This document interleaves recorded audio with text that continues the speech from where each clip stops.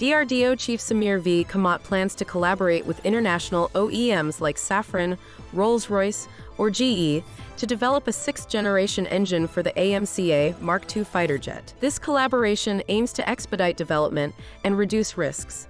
The initial AMCA Mark II will use HAL-manufactured GE-supplied F414 engines. The sixth-generation engine will enhance the AMCA Maquis' performance, range, and efficiency.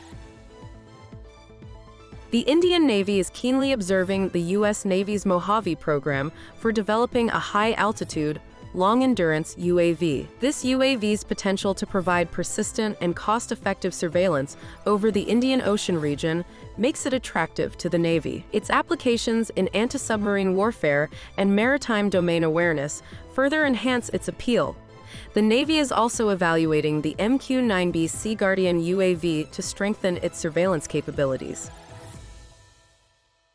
DRDO Chief Dr. Samir V. Kamat has confirmed the imminent rollout of the LCA Mark II fighter aircraft prototype within a year. Developmental flight trials are expected to be completed by 2027, with the first flight scheduled for 2025. The LCA Mark II is slated to replace aging MiG-29 UPG, Jaguar, and Mirage 2000 fighter jets from 2032 onwards, marking a significant leap in India's defense capabilities.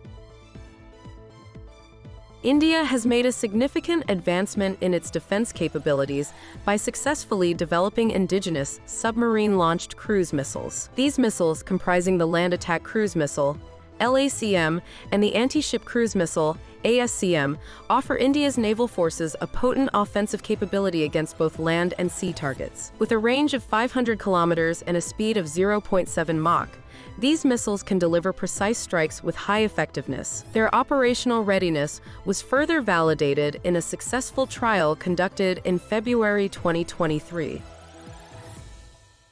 In a move to boost self-reliance in defense manufacturing, the IAF's base report depots, BRDs, are developing an indigenous jammer pod for the LCA Mark IA fighter aircraft. Simultaneously, Solar Group has delivered the first batch of indigenously produced multi-mode hand grenades to the Indian Army, marking a significant milestone in private sector defense manufacturing.